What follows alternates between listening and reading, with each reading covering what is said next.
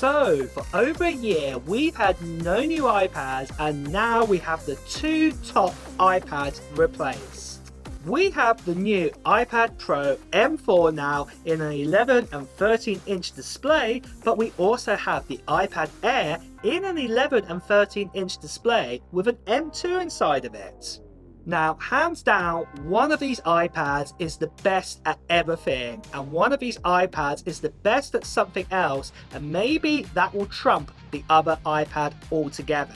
And let's explore today comparing both of these iPads to see how different and also how similar they really are. Starting with the iPad Pro M4, as I said in my last video, this iPad is truly magical. The display is the best I've ever seen in a mobile device with its tandem OLED Pro Motion display that Apple called the Ultra Retina XDR display. And if you want to hear my initial first review about the iPad Pro M4 and why it's so magical, check out the video which is above me right now. If not, let's talk about the iPad Air's display. Now, this iPad Air's display is technically the same screen we got with the iPad 3 back in 2012. So this is an LED Retina display. This means it's super sharp but can only display at 60 Hz. The new iPad Pro, in comparison though, has Pro Motion. So like all Apple's other Pro displays out there, majority of them have Pro Motion. So this goes up to 120 Hz, and this iPad Pro can now go down to 10 Hz instead of going down to 24 Hz like the last iPad Pros could do. The brightness on the iPad Air though is still set at 500 nits on the 11 inch display, but funny enough the 13 inch actually has a 600 nits, whereas the iPad Pro has 1000 nits, but this is displaying in SDR. And if you want to know what SDR is, this is generally what we're seeing right here. It's nothing special, no special photos or anything, it's just like your main menu and all of this kind of good stuff, all displays in SDR. And when we've got 1000 nits in an iPad Pro, say 11 inch model, this is double the amount of brightness of what we get with the iPad Air. So outside, the iPad Pro wins hands down here. Now, I'm not going to say that the iPad screen is bad in any way. I have never known many people have come to me and go, oh, iPad screens, you know, they're awful. They're really, really dull and not bright at all. This screen is still really bright. And to be deadly honest, in 90% of situations with 60 Hz and also having the brightness up to say 500 or 600 nits, that is going to be more than enough for you. Now, one of the other major differences you may know about the iPad Pro is that they're actually thinner than the Air. What is a bit odd, because the idea of the iPad Air was it's meant to be the thin, light device, whereas now the iPad Pro is now the thin, light device. But anyway, the 13 inch model is now 5.1 millimeters thick, whereas the 11 inch model is 5.3 inches thick, compared to the 6.1 inch thickness that we have on the iPad Air. So I'm talking about 1 millimeter here. And to be honest, holding them both here, I can't tell one for the other. I can tell that this iPad is slightly lighter than this iPad, but not by much. I'd have to judge myself twice there, but just picking them up here and feeling that they're thick in my hands, no, I really cannot tell the difference.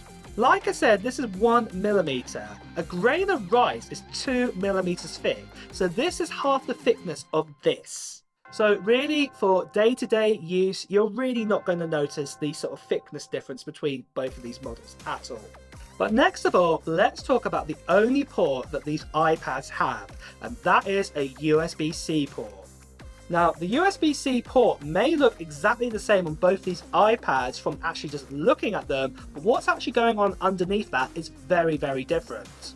The iPad Pro, for example, has a USB 4 port, allowing it to drive, say, hard drives up to 40 gigabits per second, whereas the iPad Air has a USB 3 port that Apple claims can drive devices up to 10 gigabits. So again, the iPad Pro wins hands down. But on that note though, majority of us like me here plugging this Lexar hard drive in, what can do sort of 2000 megabytes sort of read speeds, 1500 megabytes sort of write speeds, are more than enough for the sort of tasks and things that we're going to be writing backwards and forth from either this iPad Air or from the iPad Pro. So to be honest, USB 4, if anything, I would just say it's future-proofing for the iPad Pro if you're going to keep it for a very long time into the future. Now, with that port, we can also charge the battery. And with battery life on all of the iPads that have just come out, so the Airs and the Pros, Apple have claimed a 10-hour battery life on all 4 models. So with that, that's a draw here across the board. But let's talk cameras next. They both have the same center stage 12 megapixel camera on the front, with it being horizontal now, what is really great. But on the rear, it's a 12 megapixel 1.8 aperture camera, and this is for both the iPad Air and also the iPad Pro. Okay, the iPad Pro does have a LiDAR sensor too, what you can use for certain pro apps, but overall here, looking at these 2 photos, as you can see right here, there isn't much difference between them, if any. So to me, I'm going to say it is a draw here, but there again, you do have the LiDAR sensor on the iPad Pro if you do actually utilize it there in some pro apps. Now next is performance. Now with this one, I think you know the answer to it, but I will show you anyway with a Geekbench score here. In single core, the M2 is 2,543 and the M4 with the 9-core version that we have here gives us 3,635. What is around about a 35% increase, what is brilliant. But then for multi-core, it is 9,633 on the M2 iPad Air, but a massive 13,102, what again is a brilliant 30% increase in speed comparing the 2 multi-core performance here. Also for heat wise, you can see that the iPad Pro is slightly cooler than the M2. So hands down again, on paper, the iPad Pro wins here in being the fastest out there and also being a little bit more cooler too. And don't worry about the iPad Air with the M2 inside, it's not going to get over hot. We had the iPad Pro with the M2 inside of that, and that was absolutely fine. But next of all, I want to talk about the experience of using both of these iPads, and this is where everything changes quite a bit. Both of these iPads can run the same apps, and both feel as snappy and as fast as each other in opening apps up. Just look at this cold start here of opening up Word on both. There's nothing really in it, as you can see. These 2 iPads running iPad OS makes them neck and neck. They far exceed the capabilities of what iPad OS gives out there. So what I'm saying here then, even if we chuck more cores and more RAM into the M4 or even into the M2 version right here, for your iPad OS experience, nothing is really going to change here. It's all got to do with the apps that you are using.